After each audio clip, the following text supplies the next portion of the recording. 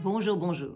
Avant toute chose, je voulais vous remercier de venir fidèlement chaque semaine au château pour suivre mes mémoires.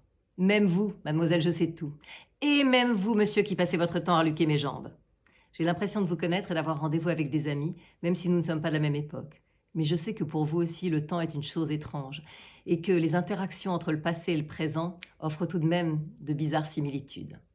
Alors aujourd'hui, replongez avec moi en 1916, dans cette période privée de repères et de sécurité, durant laquelle tous les sentiments étaient exacerbés et les mots d'amour dits avec une telle intensité qu'ils brûlaient les lèvres, car c'était peut-être les derniers.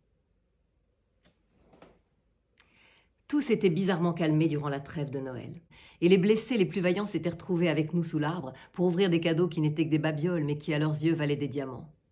Mais après que mon père et les frères de Claudine furent repartis au front le 2 janvier 1916, il y eut un moment de flottement au château durant lequel nous n'arrivions pas à retourner à ce qui malheureusement était devenu une routine, à savoir l'arrivée des blessés par vagues, les cris, les blessures insoutenables, les attachements à ces jeunes gens qui parfois semblaient se rétablir, mais mouraient quelques heures plus tard, l'épuisement de ma mère qui les soignait comme une forcenée avec la rage de vouloir tous les sauver. Hippolyte, comme tous au château, s'activait énormément, sans jamais se plaindre de sa jambe qu'il traînait, et toujours avec le sourire, ce qui ne lui ressemblait pas, mais pas du tout en temps normal. Nous ne tardâmes pas à comprendre qu'un jeune Hubert, blond comme les blés, fragile comme un roseau et blessé à la tête, était la cause de cette béatitude. Attila, lui, suivait de près la situation en Roumanie, s'attendant à tout moment à être rappelé lorsque cette dernière céderait aux Alliés et entrerait en guerre. Et le reste de la maisonnée et du village continue à faire de son mieux pour survivre à défaut de vivre durant cette période abominable dont on ne voyait pas la fin. Claudine et moi retournâmes en pension le 5 janvier, tristes de quitter nos êtres chers, mais également un peu soulagés égoïstement, de pouvoir retourner dans cet univers clos où le temps semblait s'être arrêté et où les fureurs du monde étaient étouffées par les murs épais de l'abbaye. Comme je vous l'ai dit précédemment, la discipline de la pension me convenait parfaitement, et elle avait un effet galvanisant sur tout mon être. En effet, privé de l'objet de mon désir, puisque Helmut n'était hélas plus sous mes yeux, et que les amours saphiques ne m'attiraient guère, je laissais totalement de côté la partie charnelle de ma personne, je vous rassure, cela ne dura pas longtemps, pour me consacrer à appliquer le principe de Juvénal.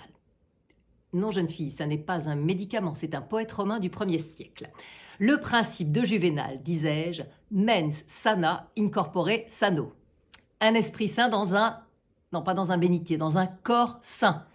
Bref, je me levais tous les matins dès 5 heures pour aller faire une marche rapide dans le parc de l'abbaye. Puis, je prenais avec plaisir un gant de toilette et me frictionnais à l'eau glacée. Et ensuite, j'enchaînais avec une concentration et une volonté extrême les services religieux et les heures d'études, déterminée à devenir une sorte de créature parfaite, tant intellectuellement que physiquement, au cas où la patrie ait besoin de moi. Je me rêvais en héroïne sauvant la France, couverte de médailles, ayant réussi à stopper cette guerre par mes actions héroïques. Pendant que mon cerveau fumait en rêvant à la gloire et que mon corps devenait celui d'une athlète olympique, Claudine, elle, se faisait de plus en plus discrète et disparaissait de longues heures, soi-disant pour aider la mère supérieure à ranger la bibliothèque. Mais rien n'échappait à mon œil aiguisé, et je sentais qu'elle me cachait quelque chose. C'est pourquoi je me mis à la suivre discrètement, et un jour, je la vis disparaître dans les cuisines et s'approcher de la porte qui donnait sur l'extérieur, dont seule sœur Adélaïde, la cuisinière, avait la clé. Avec l'agilité d'un loup et la grâce d'une danseuse, enfin, danseuse qui faillit renverser une jarre de vinaigre au passage, je me faufilai derrière elle dans la cuisine. Et là, je la vis choter avec un garçon. Et quand je dis un garçon, c'était presque un homme. Il avait sûrement 16 ans comme nous, mais il était fort et son regard était d'une intensité. Bref, adieu Juvénal et ses principes, j'étais à nouveau amoureuse. Seul hic, visiblement là encore Claudine était sur le coup, si j'ose dire. Le garçon lui donnait un paquet de lettres, et à leur nombre, je me dis qu'il devait être sacrément amoureux d'elle pour lui écrire tant que ça. Puis, ils se quittèrent avec des airs de conspirateurs. Ma grandeur d'âme, et un peu la peur d'être découverte, me fit me détourner pour repartir sans assister à leurs adieux. Et je ne fis qu'imaginer un baiser torride entre eux, oh, la vénarde. Je filai, abandonnant toute allure de ballerine, mais plutôt comme un boulet de canon, quoique l'image ne soit pas très judicieuse en ces temps de guerre. Et je décidai d'attendre Claudine dans le couloir menant au dortoir pour lui faire avouer sa passion condamnable avec ce jeune étalon. Je lui sautai dessus dès qu'elle arriva, en hurlant, mais en chuchotant quand même, car nous n'avions pas le droit de parler entre nous en dehors de la seule récréation dans le cloître. Bref, je chuchote, hurlais donc. « Je t'ai vu dans la cuisine avec ce garçon !» Et là, mesdames et messieurs, j'avais beau être entraînée comme un haltérophile ukrainien, Claudine me cloua au sol avec une force inouïe et insoupçonnée et me demanda ce que j'avais vu exactement. J'ai été, je dois dire, légèrement désarçonnée par la violence de sa réaction, et je répondis sagement que j'avais vu son amoureux lui donner des lettres d'amour. Elle relâcha son étreinte, me releva et m'entraîna dans une armoire à linge aussi grande qu'un paquebot. Elle me prit par les épaules, me regarda intensément et... « Non, vieux cochon, pas ça !» Elle me regarda intensément et me dit « Zéna, tu ne dois jamais, sous aucun prétexte, parler de ces lettres à qui que ce soit. Et toi, tu dois les oublier. » J'imaginais déjà que le jeune homme était marié et que son épouse jalouse pourrait débarquer pour zigouiller Claudine. Mais tout d'un coup, quelque chose dans le ton de mon ami me fit comprendre qu'il ne s'agissait peut-être pas de bagatelle, mais de quelque chose de plus important qui avait fait basculer Claudine dans le camp des adultes. Elle ne me dit rien de plus, et mon instinct me souffla que, si je ne voulais pas la mettre en danger, il fallait que je respecte à la lettre, c'était le cas de le dire, ce qu'elle me disait. Je laissai donc Claudine tranquille sur ce sujet et m'efforçai de ne plus penser au jeune homme dont le regard ardent hantait cependant mes nuits sans que j'aie le droit de savoir quoi que ce soit sur lui. Claudine me raconta après la guerre le rôle de passeuse de courrier qu'elle avait joué, via ce jeune garçon et la mère supérieure, pour transmettre des informations à l'état-major français qui avait engagé de nombreuses femmes comme espionnes. C'est d'ailleurs un pan sombre de cette période, car beaucoup de ces femmes, ayant travaillé pour la France, furent soupçonnées de double espionnage et de trahison envers la patrie, et certaines furent fusillées dès 1917. En ce qui concerne la plus célèbre des espionnes, Mata Hari, que mes parents avaient vue danser quelques années auparavant, on ne sut jamais vraiment de quel côté elle était, et je ne suis pas d'ailleurs certaine qu'elle-même le savait le jour où elle fut fusillée.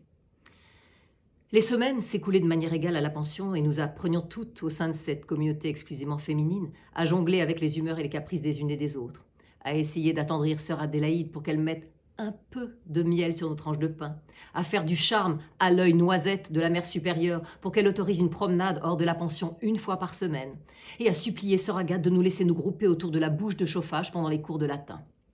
En somme, des choses qui peuvent paraître dérisoires, mais qui nous soudaient et qui nous donnaient presque l'impression d'être une grande famille alors que nous étions si loin des nôtres. Et c'est sur cette famille qu'il me fallut m'appuyer de toutes mes forces quelque temps plus tard. En effet, le 20 avril 1916, alors que nous étions toutes dans le parc avec sœur Marie-Justine pour notre cours de sciences naturelles sur l'éclosion des bourgeons, sœur Agathe vint me chercher en me disant gentiment, très gentiment, que la mère supérieure voulait me voir. Mes jambes se dérobèrent sous moi et j'eus l'impression que mon sang se retirait de mon corps. Je me doutais que cette convocation ne m'apporterait rien de bon, car malheureusement, depuis 2 ans que j'étais à la pension et que la guerre avait commencé, notre mère supérieure avait eu la terrible tâche, bien trop souvent, de devoir annoncer à une jeune fille pleine de joie à vivre et d'espérance en l'avenir que son père ou son frère était mort à la guerre, ou, si la fille était chanceuse, qu'ils étaient blessés et qu'il fallait qu'elle rentre chez elle. Suivant sœur Agathe, je fis le trajet entre le fond du parc et le bureau de la mère supérieure dans un brouillard total, en ralentissant sans me rendre compte de mes pas, car tant que je n'avais pas entendu la nouvelle, elle n'était pas réelle. Et c'est là que je pris conscience de la distorsion du temps et des choses, ce qui est et qui n'est plus l'instant d'après. J'aurais pu m'accrocher toutes mes forces à l'espoir que mon père ne serait que blessé, mais quelque chose en moi savait. C'est donc sans surprise que j'entendis de la bouche de Mère Thérèse que mon père était mort le 12 avril, durant cette interminable bataille de Verdun qui faisait encore rage et qui durerait en tout 10 mois, faisant plus de 300 000 morts et 400 000 blessés chez les Français et chez les Allemands. Claudine, qui n'était pas avec moi dans le parc et venait d'apprendre la nouvelle, entra dans le bureau comme un ouragan et m'engloutit littéralement dans ses bras. Je ne me souviens quasiment de rien des 2 jours qui ont suivi. J'étais comme un automate, faisant mécaniquement les gestes du quotidien, mais comme si je n'étais pas dans mon corps. Et je sais que les gens qui ont connu cette douleur me comprendront. Pourtant, bizarrement, certains minuscules détails, eux, restent gravés dans ma mémoire, comme par exemple la peinture écaillée au-dessus du lavabo de la salle de toilette commune, ou les grains de pavot tombés du pain sur la table du réfectoire, ou encore une cicatrice sur la lèvre d'une de mes camarades que je voyais tous les jours et que je n'avais jamais remarqué jusque-là. Et sinon, plus rien. Jusqu'à notre retour au château, où je crus que ma mère allait se briser dans mes bras, comme la plus fine des coupes en cristal. Pour elle, je sentis qu'il me fallait être forte, lui servir de béquille, l'obliger à respirer pour ne pas se noyer, et supporter, moi, ce qui lui était proprement insupportable à elle. Et je compris ce jour-là que je l'avais en moi, cette force vitale, qui me ferait vivre quoi qu'il arrive, parce que je tenais debout et que je pouvais tenir ceux qui, eux, ne tenaient pas. Mes grands-parents, Marie-Antoinette, Sidonie, Claudine et ses parents et tous les gens du village nous apportèrent tout le soutien, l'amitié et l'amour possible. Mais c'est l'arrivée d'Achille, le frère de Claudine, revenant du front 10 jours plus tard, amputé du bras gauche, qui nous apporta les réponses aux questions que se posaient toutes les femmes, les mères et les filles d'hommes morts au combat. Comment? Quand? Que faisait-il avant? A-t-il eu peur? A-t-il souffert? Ces réponses, Achille, qui avait fait toute la guerre aux côtés de mon père, allait nous les donner. Mais ce qu'il allait nous révéler, personne au monde n'aurait pu l'imaginer. Cette bataille de Verdun fut une horreur sans fin, les poilus pataugeant dans les tranchées pleines d'eau et de boue, dans un état de faiblesse dû à la sous-alimentation et au froid, couverts de vermine, souvent malades ou blessés, des millions d'obus s'abattant sur eux, parfois un toutes les 3 secondes. Bref, l'enfer sur terre que tant d'écrivains, de soldats, d'historiens ou de poètes ont raconté. Eh bien, Achille, lui, nous raconta avec ses mots, ses yeux, sa chair et son sang, ces atrocités gravées à tout jamais dans son cerveau, comme dans celui de ses camarades. Puis, après un long silence, il commença à raconter ce jour du 12 avril, avec cette accalmie dans la matinée où, bizarrement, les obus et le bruit des balles semblaient se raréfier. Il faisait beau, et on voyait pour une fois un bout de ciel bleu depuis la tranchée, ce qui n'arrivait plus depuis des semaines, tant le ciel était noir de poussière d'obus. Une information circulait selon laquelle les Allemands dans les tranchées qui faisaient face avaient un problème de ravitaillement en munitions, et ordre fut donné d'aller les surprendre et de les attaquer pendant ce court moment de faiblesse. Mon père, Achille et quelques hommes de la tranchée furent envoyés en éclaireur vers les lignes ennemies, les jambes tremblantes et l'œil hagard, sachant ce qui les attendait probablement quelques dizaines de mètres plus loin. Mon père était le premier et Achille, qui s'était en secret donné la mission de tout faire pour nous le ramener vivant, assurait ses arrières en essayant de le protéger. Soudain, ils virent un soldat allemand, seul, visiblement désemparé, qui essayait de réparer une mitraillette comme s'il n'en avait jamais tenu une dans ses mains. Lorsque mon père, fusil en avant, fut à 3 mètres de lui, le soldat leva les yeux. Et là, le destin qui se rit des hommes venait de mettre face à face Helmut et mon père. Mon père laissa tomber son fusil, et Helmut et lui eurent juste le temps de se sourire et d'échanger le plus beau regard d'amitié et de foi, avant qu'un autre soldat allemand apparaisse en hurlant et en déchargeant son arme sur mon père qui s'effondra. Ensuite, tout alla très vite. Achille tua immédiatement le soldat allemand et un autre soldat français tira sur Helmut qui mourut sur le coup. Achille se précipita sur mon père gisant au sol et il était tellement désespéré de ne pas avoir pu le protéger qu'il ne sentit même pas sur le moment qu'un obus lui arrachait le bras. Il eut le temps de se traîner jusqu'à mon père et de l'entendre dire dans son dernier souffle « Protège Ondine et Zénaïde ». Puis Achille perdit connaissance. Lorsqu'il revint à lui le lendemain, il n'avait plus qu'un bras, et sa souffrance était abominable, mais elle n'était rien comparée au supplice moral qu'il vivait en repensant à cette scène. Ma mère, à la suite de ce récit, alla s'enfermer dans sa chambre pendant 3 jours, et nous entendions passer en boucle sur son phonographe le duo de la Bohème de Puccini, morceau qui avait scellé leur amour avec mon père. Louis, l'autre frère de Claudine, avait quant à lui été envoyé dans la Somme, et personne n'avait de ses nouvelles. Achille reprenait des forces un peu plus tous les jours et était d'une gentillesse et d'une prévenance folle à mon égard, comme s'il ne voulait pas dévier d'un iota de la promesse faite à mon père. Mes grands-parents jugèrent qu'à 16 ans, je devais poursuivre mes études pour être prête à affronter ce nouveau monde qui émergerait une fois que cette guerre atroce serait terminée. C'est pourquoi, après des adieux à ma mère, qui n'était toujours pas sortie de sa léthargie, et à Achille, qui se faisait de plus en plus tendre avec moi, Claudine et moi repartîmes une fois de plus vers la pension, dont nous ne revînmes que ponctuellement jusqu'à la fin de la guerre, en novembre 1918.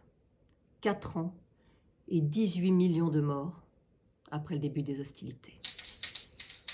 Oui, Archie. Oui, vous avez raison, c'est vrai que je n'ai pas parlé du rôle des Écossais dans ce conflit, alors que près de 700 000 d'entre eux s'étaient engagés aux côtés des Anglais. Et oui, je sais que votre oncle adoré Duncan est mort durant la guerre, et que si vous aviez été en âge, vous seriez allé le venger. Mais Archie, si vous aviez fait cette guerre-là, nous ne nous serions pas connus. Et notre amour aurait été sacrifié à une balle perdue. Alors vous voyez. Mais je crois que nous tombons dans le sentimentalisme. Alors je vous dis à très vite, mes amis, pour la suite de mes aventures. Et surtout, dites bien à ceux que vous aimez, que vous les aimez. Au revoir.